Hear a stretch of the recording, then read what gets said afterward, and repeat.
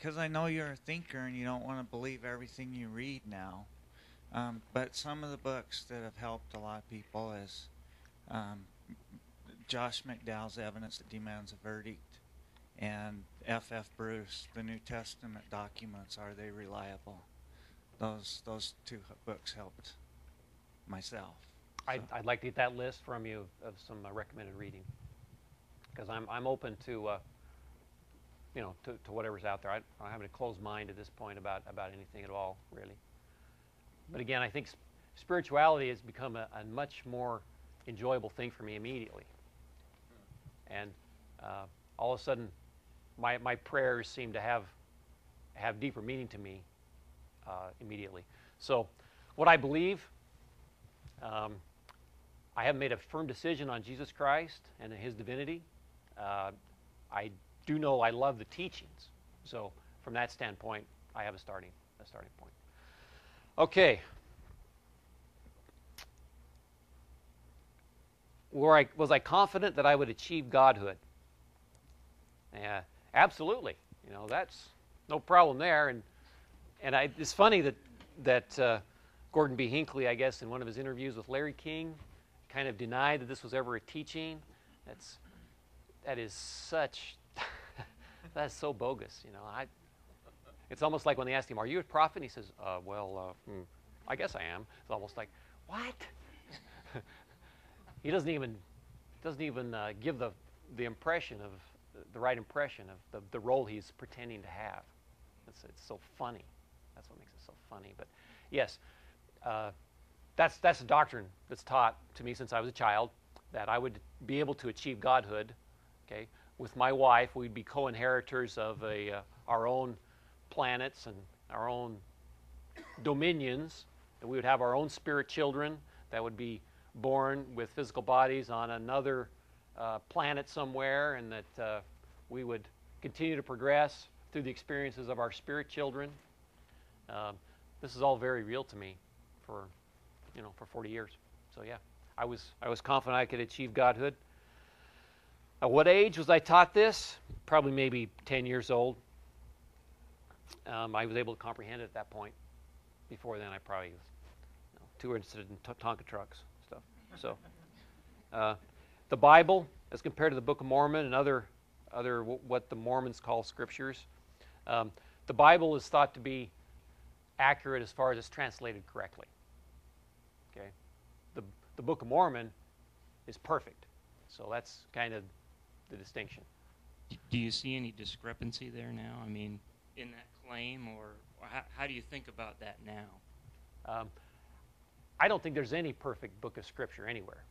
I don't think the Bible's perfect even. But that's just my opinion. Okay. Certainly the Book of Mormon is just a bunch of fairy tales and myths, wishful thinking. People in the past have tried to rewrite history to fill in gaps. And Joseph Smith was faced with this firsthand. His uncles and his I guess a grandfather, they were questioning whether the Bible was really true at that time, because the Bible didn't talk about the American Indian that they saw all around them. They didn't talk about that hemisphere. And so they were saying, well, how can the Bible be true if it doesn't cover this? So Joseph Smith, and this is just according to Lyndon Lamborn, I'm thinking that he felt like, hey, I can do two things at once here. I can write this book. I can explain the American Indian. I can tie it all together with religion. I can be Batman.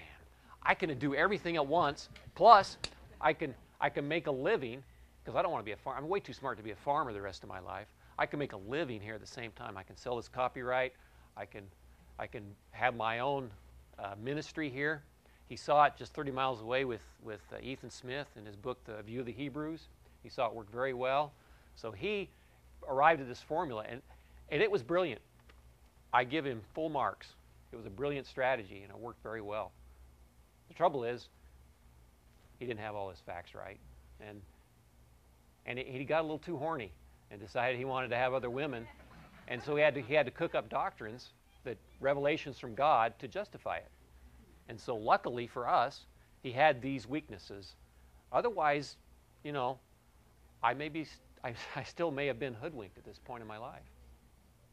So I'm thankful that those things happened to be able to allow me to see through, the smoke screen.